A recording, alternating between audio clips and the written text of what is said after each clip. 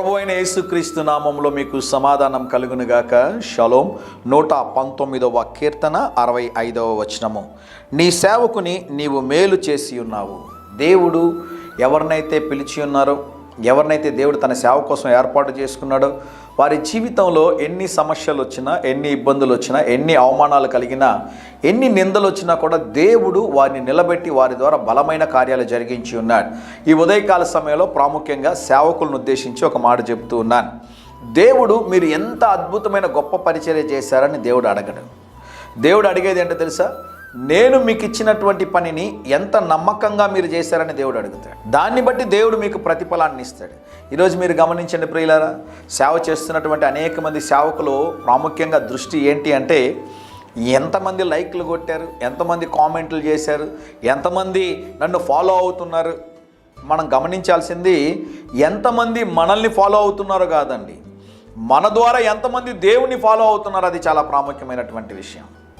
సేవకులు అంటే ఈరోజు ఉదయకాల సమయంలో సందేశం కేవలం సేవకులకు మాత్రమే కాదండి. యేసు ప్రభు శిలువ రక్తము చేత కడగబడిన ప్రతి ఒక్కరూ కూడా దేవుని సేవకుడు, సేవకురాలై ఉన్నారు. మీరు ఉద్యోగం చేస్తున్నారా? ఉద్యోగ ప్రదేశంలో మీ ద్వారా దేవుని నామానికి మహిమ రావాలి. మీరు చదువుతూ ఉన్నారా? మీ ద్వారా దేవుని నామానికి మహిమ రావాలి. మనము అన్ని మన కార్యములు చేసుకోవడమే కాదు, కానీ దేవుని కార్యాల కోసం కూడా మన సమయాన్ని వెచ్చించాలి. దేవుని కార్యాలు ఎవరైతే చేస్తారో వారి జీవితంలో దేవుడు చేసే కార్యం ఏంటో తెలుసా ప్రియులారా? దేవుని మందిరాన్ని, దేవుని పరిచర్ని ఎవరైతే ప్రోత్సహిస్తారో, సహాయం చేస్తారో, వారి ఆశీర్వాదాలు కేవలం వారికి మటుకే పరిమితమై ఉండవండి.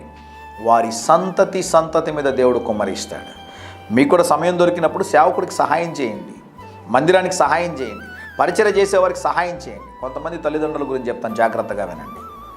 వాడు భయంకరమైన కార్యాలు చేస్తూ తిరుగుతుంటే చాలా ప్రోత్సహిస్తారండి, గమ్మునుంటారండి, ఏం అడగరు. సేవకు వెళితే, సేవకులతో వెళితే తిడతారండి. ఎంత దౌర్భాగ్యం అండి ఇది. సేవకుడితో ఉంటే, సేవకు వెళితే నీ బిడ్డలకు ఆశీర్వాదం. అది సేవకుడితో ఉంటే ఆలయంలో ఆలస్యం అయితే బిడ్డల్ని తిట్టేటటువంటి తల్లిదండ్రులు ఉన్నారు. ఈ ఉదయకాల సమయంలో దేవుని ప్రేమిద్దాం, దేవుని సేవని అభివృద్ధి పరుద్దాం, సేవకుల్ని ప్రేమిద్దాం. తద్వారా దేవుడు మెండైన దీవెనలు మీ మీద కుమ్మరిస్తాడు. ధైర్యంగా ఈ దినాన్ని ఎదుర్కోండి. దేవుని సన్నిధి మీకు తోడుగా వచ్చునుగాక. ప్రియ పరలోకపు తండ్రి, ఈ దినం మా ప్రియులు తలపెట్టే కార్యములన్నిటిలో జయమును అనుగ్రహించి యేసు నామములో ప్రార్థిస్తున్నాము తండ్రి. ఆమేన్, ఆమేన్.